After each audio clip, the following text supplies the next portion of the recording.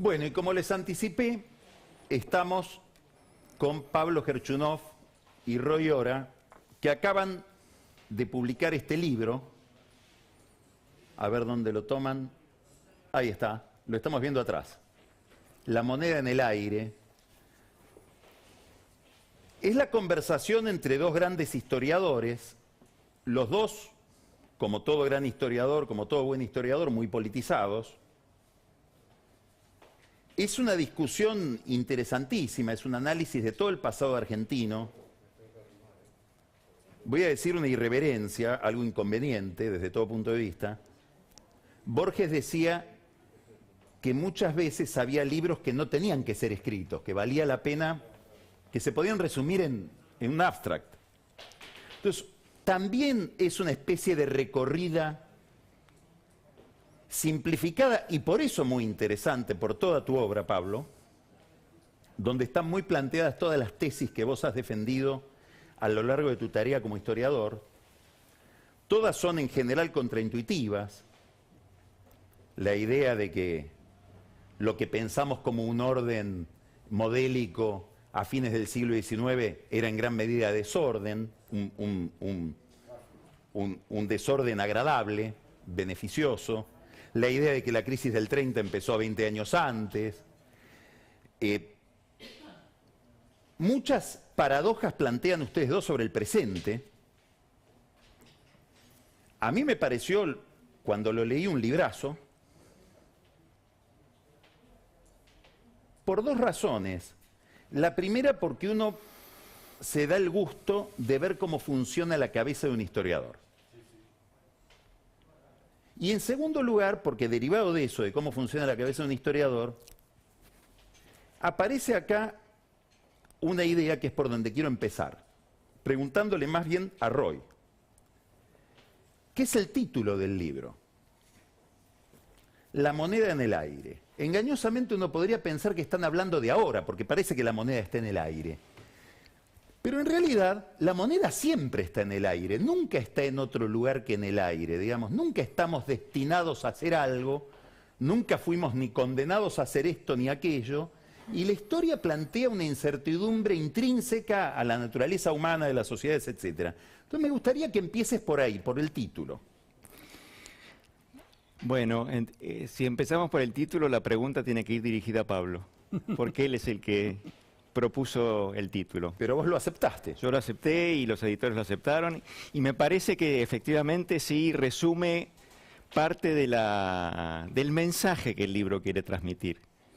Y ese mensaje es la historia argentina, como cualquier historia, pero en particular la historia argentina, es una historia con sus momentos de alza y sus momentos de baja. Estamos desde hace mucho tiempo en un momento de baja, pero no está dicha la última palabra. Entonces es un intento de explorar,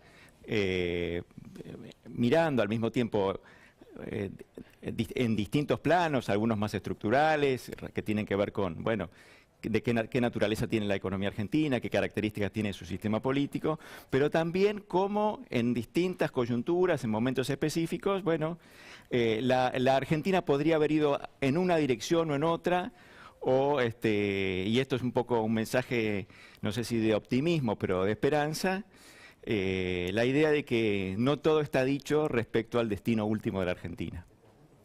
Pablo, vos no fuiste historiador toda tu vida. No. ¿Empezaste a ser historiador hará cuánto? 1984, por decir el primer texto verdaderamente histórico que yo escribí. ¿Y qué te dio la historia como economista?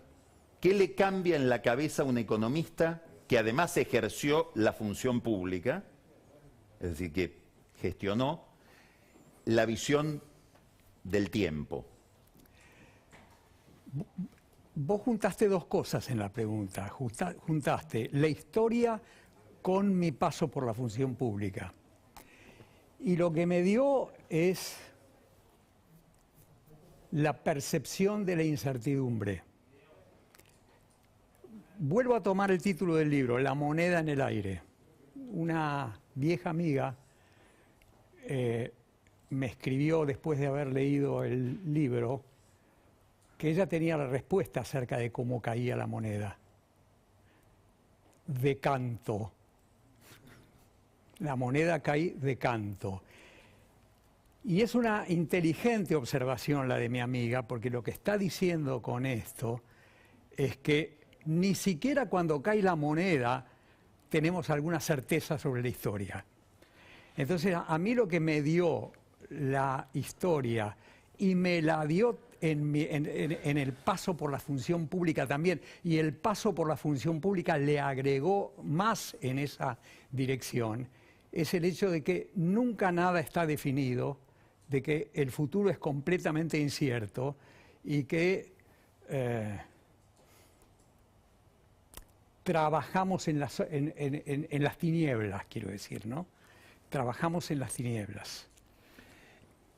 El libro insiste mucho, una y otra vez, en un problema que, bueno, que vos lo planteaste muchas veces. Está claro que Roy coincide también con eso, que es que la Argentina tuvo un modelo que funcionó de alguna manera entre los años 30 y algún momento de la década del 70, y que ese modelo se agotó, y que desde mediados de la década del 70 no encontramos otro. Mirado desde este presente, ¿cómo pensás esa idea? Bueno, coincido en ese diagnóstico, ¿no es cierto? Es decir, la Argentina tuvo dos epopeyas productivas con una considerable capacidad de inclusión social. La primera es la de la Argentina agroexportadora, siglo XIX hasta la década del 20, y después una sobre el cual el balance es más discutido a veces, ¿no? Pero que yo diría de los 30 hasta los 70, la Argentina progresó mucho menos que otros países, a un ritmo más cansino, más pausado, pero con un incremento sustantivo del bienestar popular. Y eso creo que justifica una valoración positiva de ese periodo. Desde los años 70 creo que ese rumbo lo hemos perdido. Y en alguna medida, me parece, muchos de los conflictos, no del día de hoy, pero de nuestro tiempo, los distintos apuestas a salir del laberinto se explican por ese largo proceso, ese largo periodo de estancamiento, de búsqueda de alternativas, ninguna de las cuales fue exitosa más allá de haber recuperado durante 2, 3, 5 años, no mucho más que eso, lo que parecía un viejo esplendor que nunca hemos podido volver a conocer. Ahora, vos decís, ese rumbo, acabas de decir, lo hemos perdido. ¿Perdimos el rumbo o eso estaba agotado? Y era imposible seguir. Es una buena pregunta, que creo que vale también para la...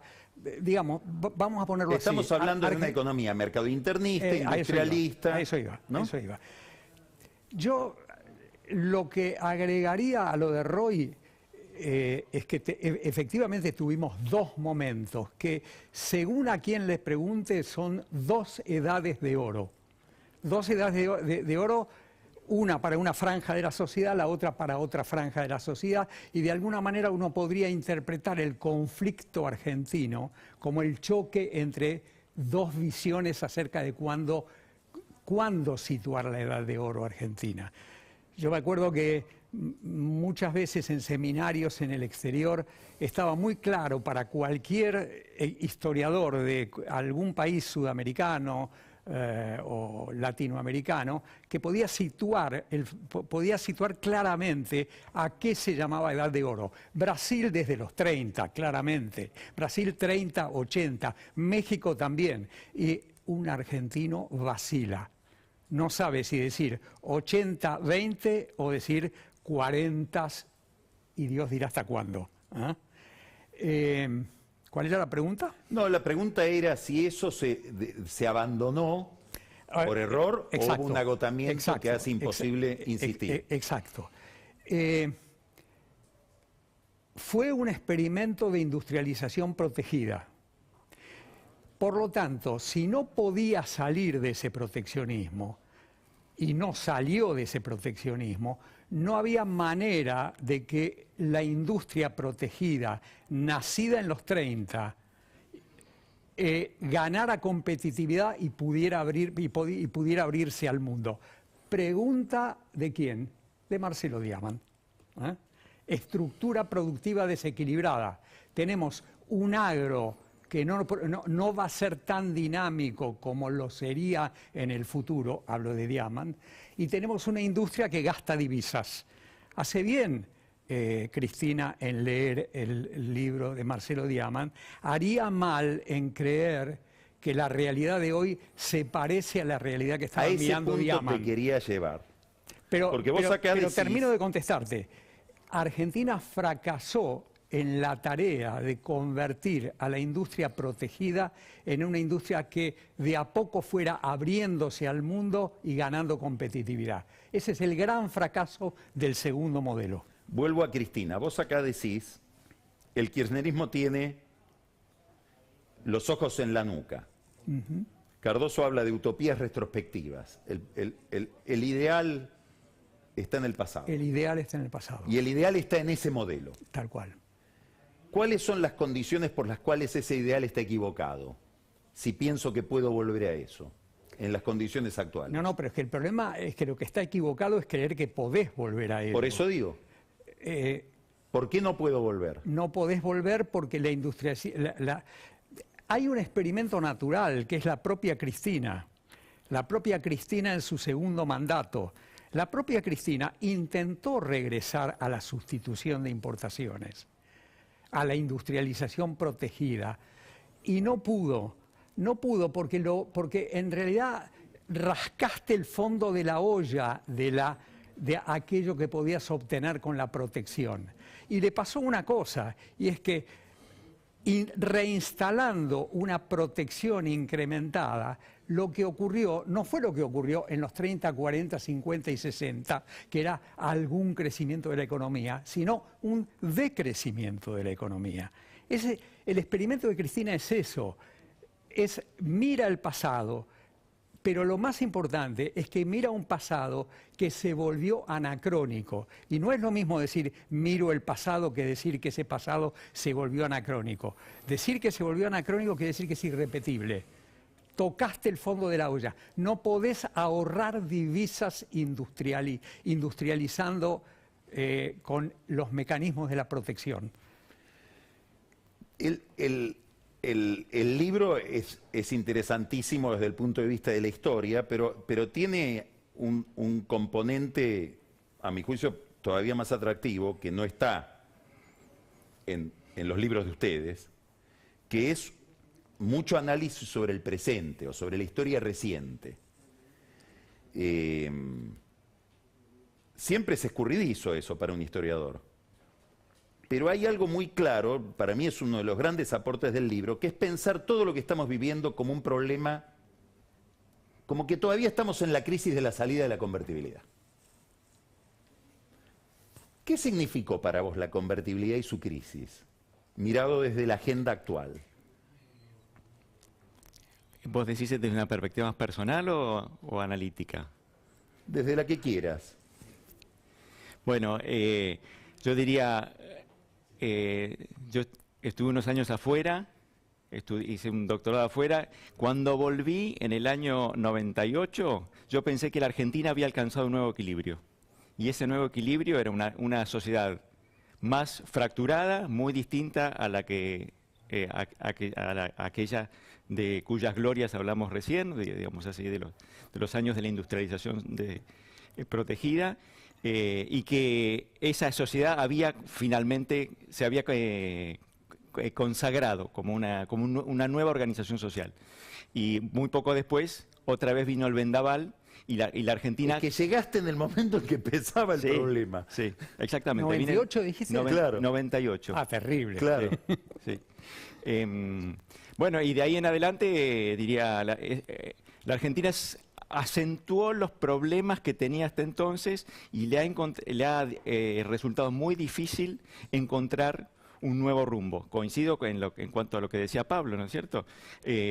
La reconstrucción de un patrón de crecimiento centrado sobre todo en el lugar de la industria como locomotora. Bueno, eso tuvo su potencial en las décadas a las que hacíamos referencia recién, pero en el nuevo mundo de la globalización en el mundo que se fue abriendo camino en el cambio de siglo, en las 2 décadas que hemos vivido, las últimas 2 décadas. Ese es un proyecto que, creo yo, no nos puede llevar a ningún puerto. Ahora, vuelvo a la crisis de la convertibilidad. Normalmente se habla del año 2001, es ese proceso, ¿no?, que arranca en el 98, hasta algún momento de 2002, 2003. Sí. En la Argentina, antes de la pandemia, debía haber más o menos 4.000 villas de emergencia. De esas 4.000, la mitad son posteriores al 2001. Y el 25% son posteriores al 2010. Esto que los diarios cuentan de las tomas de tierras, hoy vamos a hablar de tomas de tierras en Tucumán, Guernica, Lomas de Zamora, está pasando delante de nuestros ojos. La pandemia lo puso en evidencia más, pero, digamos, desde hace ya más de una década. Parece que es un tema que ustedes tratan mucho, un tema que es difícil de ser pensado porque además es muy doloroso, que es el problema de la pobreza, de un país con muchos pobres. ¿Es el mismo país un país con 42% de pobreza? ¿Es la misma Argentina ahora con muchos pobres? ¿O cambia toda la dinámica? Es otro país. ¿Por qué? ¿Cómo describiríamos hoy a la Argentina de los 70? La describiríamos como una sociedad conflictiva en términos políticos, que había conseguido esforzadamente progresar con ese patrón de crecimiento del que hablaba Roy, pero nadie dudaba de un grado de homogeneidad social, de integración social, yo diría, salvo Uruguay y un poco Chile, distinto al resto de América Latina. A nadie se le hubiera ocurrido pensar que la Argentina del 8% de pobres de 1974 podía convertirse en 40 y pico por ciento de pobres. A nadie se le podía ocurrir, por ejemplo, pensá en Perón levantándose de su tumba y encontrándose con que la sociedad argentina, en la sociedad argentina de hoy hay 2 franjas sociales movilizadas, que se movilizan. Y le cuento a Perón. Una vamos a ponerlo en términos marxistas, el lumpenproletariado, el proletariado andrajoso, si estoy traduciendo bien del alemán, no sé nada de alemán. Y el otro es el sector el otro es la pampa gringa. Entonces, ¿qué preguntaría Perón? ¿Dónde están los trabajadores? Bueno, los trabajadores están en estado de latencia, comprimidos, son los trabajadores formales del sector privado, la vieja industria, la UOM, todo lo que conocimos en esa época. La Argentina peronista, diría, la sociedad peronista, diría Tulio Alperín Dongui, eso no existe, digo, cada vez está más comprimido, cada vez existe menos, y eso es una sorpresa. Y por eso contesto a tu pregunta, es un país novedoso, es una sociedad archipiélago, una sociedad fragmentada, en donde cada isla de vez en cuando se roza con la otra, pero no logra integrarse en un territorio nuevo. El experimento Macri frente a este problema, ¿cómo lo evaluás? Quisiera agregar una cosa más Sí. a lo que decía Pablo, y es que para un historiador es muy difícil pensar esta Argentina. ¿Por qué? Para mí, por lo menos, ¿no? Precisamente por estas cosas que estamos diciendo.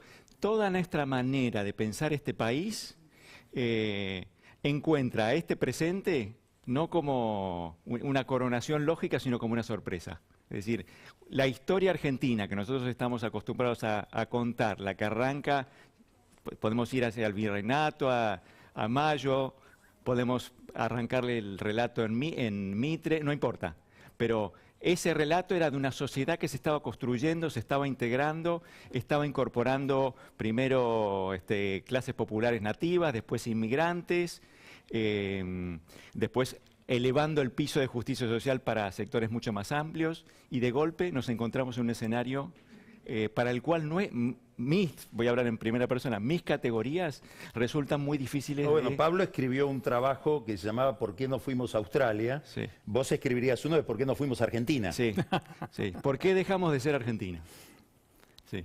Y yo creo que las respuestas son difíciles, porque las dimensiones más estructurales a las que hacíamos referencia recién, referidas a que, bueno, el mundo se le hizo más hostil a la Argentina desde la década del 70, los patrones de desarrollo tecnológico, la manera en que funciona la economía internacional, no nos ayudó, sobre todo porque seguimos navegando con el barco de la industrialización protegida. Eso se nos hizo difícil. De todos modos, hay dimensiones que son específicas a la experiencia argentina, que se ven, bueno, en el hecho de que es uno de los países que peor le ha ido en las últimas 2 o 3 décadas, no solo en términos de su trayectoria económica, sino de los procesos de cambio social que vinieron acompañándola y potenciando digamos así, ese desvío de la trayectoria. Lamentablemente tengo que hacer la última pregunta, Pablo. Este panorama, comparado con el instrumental político que tiene hoy la Argentina. Para esta agenda tenés al Frente de Todos y Juntos por el Cambio. Empiezo por el Frente de Todos, porque gobierna. Es un experimento exótico el Frente de Todos. Es una versión del peronismo en donde una líder, una caudilleja,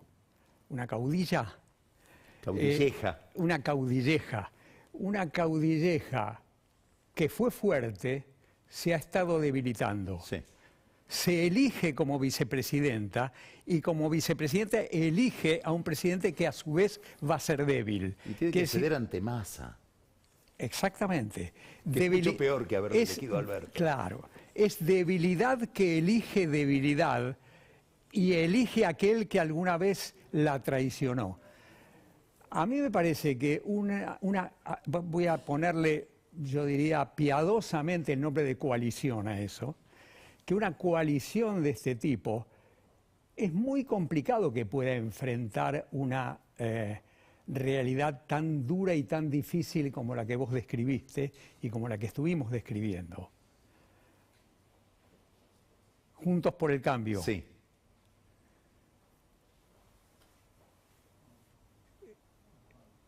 Me quedo callado un instante porque no está gobernando, pero gobernó hasta hace muy poco tiempo. Ese Cambiemos que gobernó hasta hace muy poco tiempo fue un Cambiemos completamente a la defensiva. Quiero decir, si vos observás su gesto de gobierno en los primeros 2 años, que son los únicos que importan, porque después llegó la crisis y ese gobierno ya no pudo plantearse un programa propio desde mayo del 18. Pero ese Cambiemos del 16 a principios del 18 solo tenía como objetivo repetir un triunfo electoral en 2017. No tenía ningún otro proyecto, no tenía un proyecto de cambio del país. Si tenía el presidente alguna visión, me parece que era más bien una visión conservadora, una visión que había elegido una de esas 2 edades de oro como la verdadera edad de oro. No se planteaba una síntesis.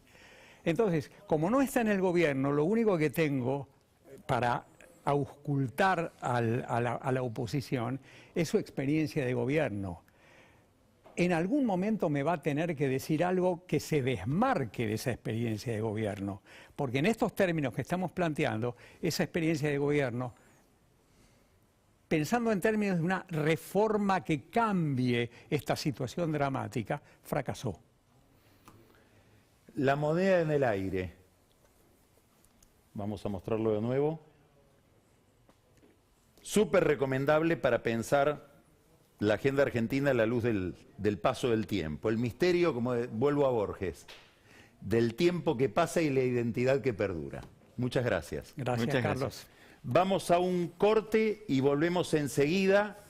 Vamos a hablar, como anticipé ya, de usurpaciones en Tucumán, provincia, como todos sabemos, muy complicada, viene la segunda parte del informe de Daniel Vilota sobre ese tema, y el problema de los vuelos. Pero el problema de los vuelos que lo va a traer Pancho Olivera desde una perspectiva especialmente dramática, que es las drogas que no llegan porque no llegan los vuelos, y no drogas que tienen que ver con la pandemia, sino drogas que tienen que ver con todas las enfermedades y que empiezan allá a golpear a gente que necesita seguir sus tratamientos y no lo puede hacer por el colapso de comunicación que tenemos por vía aérea. Ya volvemos y después, bueno, un tema que a nadie le interesa, que lo va a tocar Marcos Buscaglia, pero bueno, el dólar. Camila Perochena nos va a hablar de la libre navegación de los ríos a propósito de la hidrovía, y vamos a tener después, alrededor de la hidrovía, algunas iniciativas que hay en el oficialismo traídas de la mano de Carola Gil para el Centro Cultural Kenan. Ya volvemos.